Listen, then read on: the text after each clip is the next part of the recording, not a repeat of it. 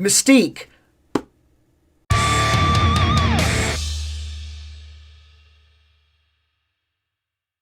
I've talked about this a couple of times. First off, I love this Mystique. I think this Mystique makes the most sense for Mystique that has ever made sense ever. Her powers is that her body morphs into things.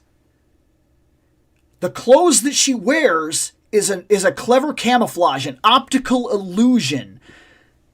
She doesn't actually change her clothes. The only way that would work is if her clothes were made from the same unstable molecules that Mr. Fantastic and the Fantastic Four use. That would make sense, because then the clothes she was wearing would take on the properties of the powers that she's using, such as bursting into flames and not losing all of your clothes, stretching really far, doing things like that. This works for the Fantastic Four because they have that technology. And one could argue that the X-Men, because especially with Xavier and Mr. Fantastic, Reed, they communicate on this kind of level, they could share technology. So the X-Men, hey, we got a guy that turns into ice. Okay, here's X-Men costumes. Here's how I get around that. Okay, unstable molecules, we've explained it now. Hey, I got a guy that turns into metal. Whatever. It's explainable. Which then I would have to... I got to ask a real question about that before we even go forward. Unstable molecules allow the costume that is being worn to take on the power aspects of the person that is wearing it. So when Iceman bursts into ice, he doesn't just cover up that uniform and then when he gets rid of it, his uniform is all wet or whatever. It doesn't work that way. Just like Johnny bursts on fire and then the costume is not... It is also on fire, but it's his powers, and then when it goes away, the costume is, of course, fine because it is untouched. While at the same time, you could punch Johnny, and if you hit him with the right blade or something, you could tear his uniform, right? Okay, stick with me. Stick with me, stupid. Stick with me. If Wolverine is wearing a Fantastic Four uniform, unstable molecules, and he's in a fight with ninjas, and he's got his claws and he's fighting, and they cut him up, does the costume heal? Is that a thing? I mean, I'm almost 1,000% sure it is not a thing, but is that a thing? I'm sorry. I kind of want to know. But I have said, and I even have a video of her where I said, she is naked. Get over it. This is the most accurate thing they could have possibly done, and the design is utterly fantastic. This is probably, and not just because it was Rebecca, and not just because it is a lady, this is literally probably the best costume design in the entire Fox X-Men series. All of it. Like, this is iconic. I'm being very serious about it. It is iconic. What other characters in that can you say looked iconic? I mean, Wolverine looked fine when he was just being a dude. But that was it. And I'm not saying that Wolverine didn't become iconic because that actor is fantastic. We all love Hugh Jackman. But you get where I'm going with that. You don't really care about anything that anybody was wearing. Were you really mesmerized by the cool costume that Magneto wore? There are a couple standouts. And I think the two biggest standouts, personally, in terms of who I thought really looked it, really pulled it off, was Mystique, because she literally became a fashion trend all by herself. And believe it or not, I actually think that what they did with Psylocke was insane. That costume was so good.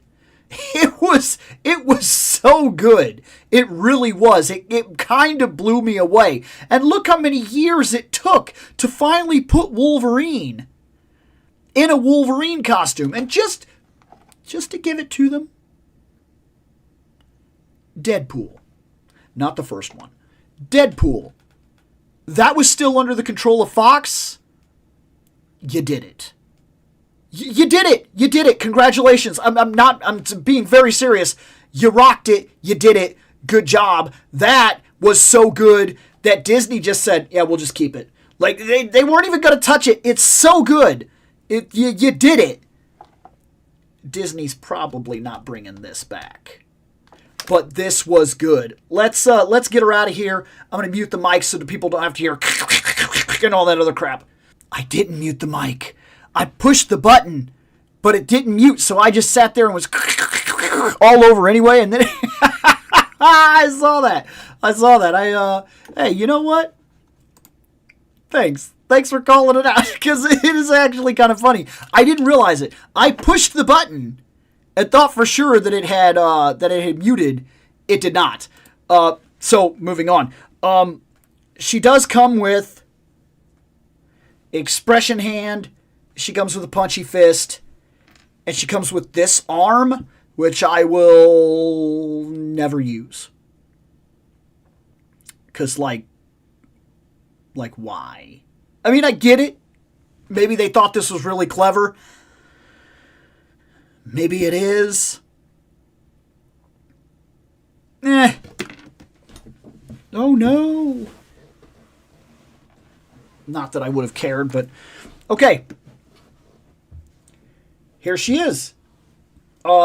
First off, her likeness is actually really good. That's actually really good. Let's see if we can get it to focus in here. I'm really impressed. That looks like her. It really does. It looks like Rebecca. Of course, and let's just put it out there. She's basically a nude buck.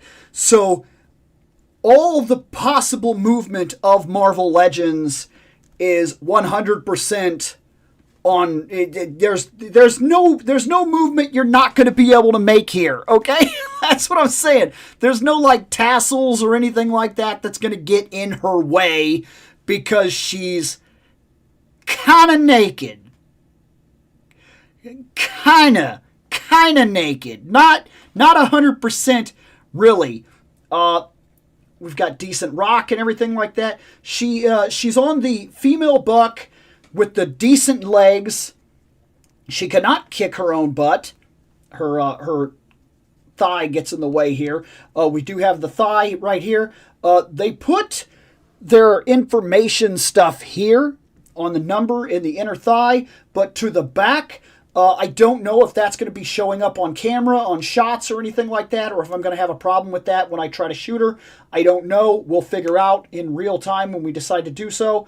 But otherwise, she's good. The blue actually helps little details like this in the ab work. It actually really pulls that out and really helps to kind of showcase what she's got going on here. That's actually really cool. And all this intricate little detail that you don't actually get to see. They don't necessarily hold the camera on her in terms of that. You would have to pause it to really see all the scale detail and everything. But here, because of what she is, she's a figure, you can easily see where these scales and whatnot were applied. And it's a cool effect, by the way, that the scales kind of turn, and that kind of what creates the effect in the movies. She is a female buck, however. She's only going to look up so much because her hair actually does get in the way. It's a problem with Marvel Legends, actually. It's something they still have not addressed. I think they should start doing the hair like what we're doing with Jada Toys.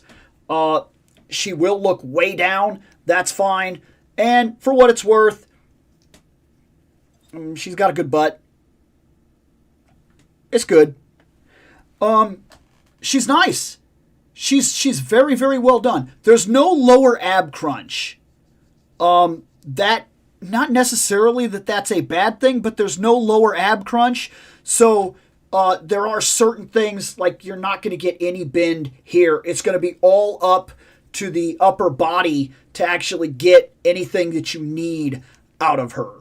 That could be a problem for some people, and for some people, it probably won't matter at all. I'm not too mad about it because I'm very used to the female bucks being like this, which is another reason I'm very much looking forward to finally opening up the new female bucks. The new Jean Grey, the Phoenix, as well as the other Phoenix and Black Widow. Those characters right there on the new female bucks, those are absolutely fantastic, and I very much am looking forward to that. But we have now added movie Mystique to the shelf. I am not mad.